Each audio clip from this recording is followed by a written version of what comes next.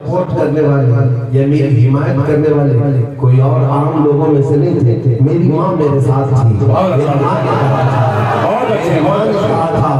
بیٹا آج جو عصمت رسول پر تو نے گفتگو کیا ہے میں نے اسی دن کے لیے دودھ پلایا تھا. الحمدللہ فخر سے سینہ چوڑا ہوا. میں واپس ممبئی آیا 8 دن کی بات تھی. 8 دن کی بات تھی. 8 دن کے بعد اس بات کو پھیلتے اتنی دور تک پھیلا دیا گیا. اللہ کی حکمت میں آپ کو بتا رہا ہوں. پھر امریکہ سے، یو کے سے، نیوزی لینڈ سے، آسٹریلیا سے، افریقہ سے، پاکستان سے، نہ جانے کتنے ملکوں سے فون آئے، میسیجز آئے، لیٹر آئے. ہر جماعت کے، ہر تنظیم کے سبوں نے مل اتفاق رمضان کا مہینہ تھا. یہ مجھے کہا کہ آپ نے اپنے باپ کی نہیں ہم سب کے شان کی بات کی ہے. ہم گنبد خضرا کی حفاظت کے لیے ہم آپ تیار اور کھڑے ہیں. اگرچہ لاک ڈاؤن چل رہا تھا، ہمیں حالات معلوم نہیں تھے، لیکن مہینے بھر کے بعد ہمیں پتہ چلا. میں جس گلی سے بھی گزر رہا ہوں، ہندوستان کے جس کونے میں بھی جا رہا ہوں، چھوٹا بچہ بھی دیکھتا ہے، مجھے دیکھ کر پکارتا ہے لبیک یا رسول اللہ، لبیک یا رسول اللہ. اب میں نے یہ محسوس کیا میرے آقا کی عزت پر، عظمت پر بات کرنے کے لیے بڑے میڈیا کی، بڑے اخبار کی، بڑے ریڈیو کی، بڑے سیاست کی ضرورت نہیں. اگر عشق میں بولا ہوتا ہے ایک جملہ بھی 50 کے درمیان میں بولا ہوتا ہے، بولا 50 کروڑ کے درمیان میں سے پھیلا دیا. نعرہ تکبیر، نعرہ رسالت، شیر ہندوستان، تحفظ ناموس رسالت کانفرنس. حضور کی عزت پر کبھی یہ مت سوچنا میرے اکیلے کے کرنے سے کیا ہوگا. بہت کچھ ہوتا ہے، بہت کچھ ہوتا ہے. میں آپ کو بتاؤں، میں خود اپنی حیثیت نہیں جانتا. ہم تو ایک چھوٹے مولوی، یہاں جتنے بیٹھے ہوئے ان سب میں کم پڑھا لکھا ہوگا میں، اور میری کوئی حیثیت نہیں. میری اپنی حیثیت میں نہیں سمجھتا. دلی کی سرزمین پر دوبارہ 1 سال بھر کے بعد کیڑا پھر سے باہر آیا تھا اور اس نے کہا تھا 17 جون کو، 17 جون نہیں پکارا اور کہا کہ میں آؤں گا دلی کی جامع مسجد میں اور محمد کی حقیقت بتاؤں گا. پھر دل بے تاب تھا. میں نے یہ محسوس کیا ان کو ایسا لگتا ہے کہ ہم سب حکم ہم کرتے ہیں یا الفاظ کی بوچھار یا تیر چلاتے ہیں. جیسا وہ اپنے آپ کو سمجھ رہا ہو یہاں بیٹھ کر کے بولنے میں جاتا ہے کیا ہیرو بن جائیں گے اپنے قوم کو. ہم نے کہا کہ الحمدللہ یہ فقیر دلی کی جامع مسجد آنے کا بھی تیار اعلان نہیں کیا. 17 دن پہلے اعلان کیا، تیاری بھی کیے. 17 تاریخ کو جمعہ کا دن تھا. مجھے 100% یقین تھا کوئی لومڑی کا بچہ آنا سکتا. میں یقین تھا، لیکن پہنچنا ہمارا کام تھا. میرے نبی کی عزت کی بات. میں آپ کو بتاؤں میرے جانے سے پہلے جامع مسجد کے سارے گیٹ بیریکیڈنگ لگا کر کے پہرے داری بھی لگائی گئی تھی. رات سے ہی انتظامات لگا دی گئی تھی. اور جو پہرے دار کھڑے تھے بیچارے ان کو میری فوٹو بھی دی گئی تھی، انعام بھی بتایا گیا تھا یہ آئے تھے جمعہ میں اندر آنے مت دیں. 17 تاریخ کا اعلان کر کے آئے، لیکن جمعہ کے دن ہر ایک جانے والے کی چیکنگ ہو رہی ہے مسجد کے اندر. ٹھیک 12:30 بجے میں خود بھی جامع مسجد میں گیا، لیکن میری کوئی چیکنگ نہیں.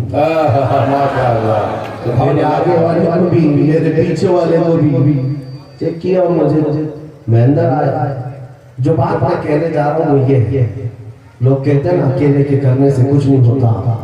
عزم ہو، حوصلہ ہو، میرے نبی کی طرف رکھو. بچانے والی ذات بڑی ہے. جب اندر آیا اس کے بعد جو بھی معاملہ ہوا ہم تو حاضر ہوئے. دور دور تک کوئی سور کا بچہ نظر نہیں آیا. اور آتا بھی کیا میں نے وہاں سے اعلان کیا آج نہیں بلکہ اب کان کھول کر سن لو تمہاری 7 نسلیں بھی یہاں آ سکتی، وہ بھی حضور کی عزت کے لیے. نبی پاک صلی اللہ علیہ وسلم کی عزت کو کھلواڑ سمجھتے ہو؟ اس رسول پاک صلی اللہ علیہ وسلم کو جس میں اللہ نے روز چاند ان کے تلووں کی بلائیں لیتا، ماشاءاللہ سورج اور یعنی ستارے ان کے ناخنوں کی قطریں سے چمکتے ہو، کتوں کے تھوکنے سے کچھ ہوتا ہے. بے شک حضور پاک صلی اللہ علیہ وسلم کی عظمت پر. لیکن ہمارا جرم کیا تھا؟ ہم تو جامع مسجد میں حاضر ہوئے اپنے الہی کے مطابق، لیکن پولیس والوں کے اپنے اپنے کام ہوتے ہیں، رشتہ دار ہیں ہمارے، ہمیشہ جو ہے آگے پیچھے میری تمام چیزوں کو دیکھتے بھی رہتے ہیں. یہاں پر ہم ہوں گے ابھی آنے سے، لیکن میں قدر سے دیکھتا ہوں ہمارے رشتہ دار جتنے بھی پورے ہندوستان بھر میں، کوئی چھوٹی سے گاؤں میں بھی جاؤں تو بھی بہت ساری جگہوں پر پہلے سے بتا دیا جاتا ہے بھڑکاؤں بولانا اللہ بھڑکاؤں. حضور کی عزت پر بات کرنا ان کے لیے بھڑکاؤں. میرے عزیزو، ہم کون سی بات کرتے ہیں؟ ہم اپنے ایمان کی بات کرتے ہیں. بے شک بے شک. واہ. ہاں، ڈپارٹمنٹ والے لے جا کر کے تھانے میں بٹھایا، 10 منٹ کہہ کر کے بٹھائے تھے. 10 منٹ کی بجائے گھنٹہ، 2 گھنٹہ، 4 گھنٹے، 6 گھنٹے، 8 گھنٹے، 10 گھنٹے، 12 گھنٹے تک بٹھائے. کئی ایجنسیاں آئی بیچ میں، 7-8 ایجنسیاں الگ الگ تفتیش کرتی رہی. خیر، یہ سب واقعہ میں آپ کے ہاں اپنی آپ بیتی بیان کرنے کے لیے نہیں کہہ رہا ہوں. ایک بات آ گئی تھی بیچ میں تو عرض کر رہا ہوں. 2 سپاہی تھے بیچارے، وہ نارمل تھے اور وہ رسک لینا بھی نہیں چاہتے، میں نام بھی نہیں بتاتا. میں نے ان سے کہا کہ میاں جو بھی جامع مسجد میں آئے کیا آپ اس کو 6 گھنٹے بٹھاتے ہیں؟ تو سپاہی نے پہلے تو اگنور کیا ہماری باتوں کو، بعد میں کہا نہیں ہم سب کو نہیں بٹھاتے، آپ کا مسئلہ الگ ہے. اچھا. پھر تھوڑی دیر کے بعد ہنسی مذاق چلتی رہی تو میں نے اس سے کہا کہ بھائی آپ کے علم میں، آپ کی معرفت میں، اس تھانے میں اور بھی اس طرح سے اتنے لمبے ٹائم بٹھا کر کے تحقیق کرتے، وہ ہنسنے لگے. کہا نہیں. میں نے ایک جملہ کہا، بتاؤ کیا میں کوئی ڈان ہوں، کوئی نیتا ہوں، کوئی بہت بڑا پلان کیا ہوا، کوئی بہت بڑا ڈان ہوں؟ تو تھوڑی دیر کے بعد ہنس کر کہتا وہ سب سے بڑے اللہ بس. میں نے کہا میری کوئی حیثیت نہیں، کوئی چیز نہیں ہے.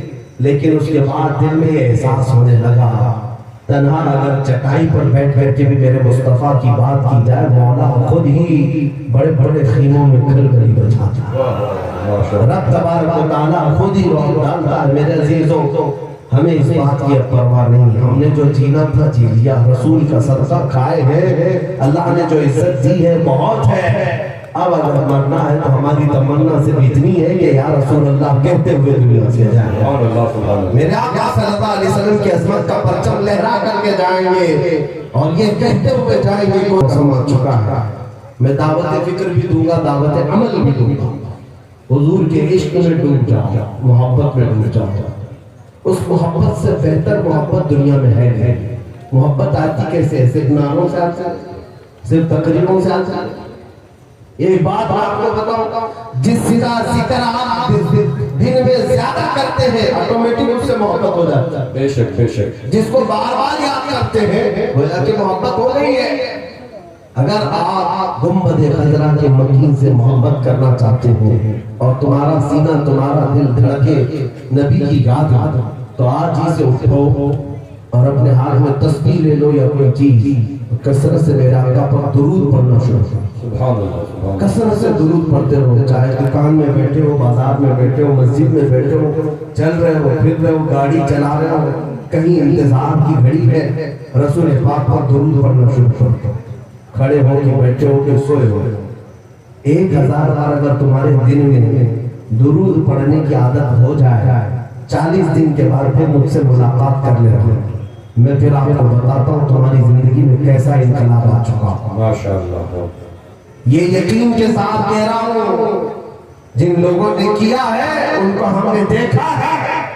کثرت سے درود پڑھنے والے کا حال یہ ہو رہا ہے کہ دنیا ساری اس کی نظروں میں پھیکی لگی ہے، اور اس کو اگر کوئی چیز کی طلب ہوتی ہے تو صرف مکین گنبد خضرا کو دیکھنے کی طرف. سبحان اللہ سبحان اللہ. بس ان کے حسن کا تعلیم ہوتا ہے.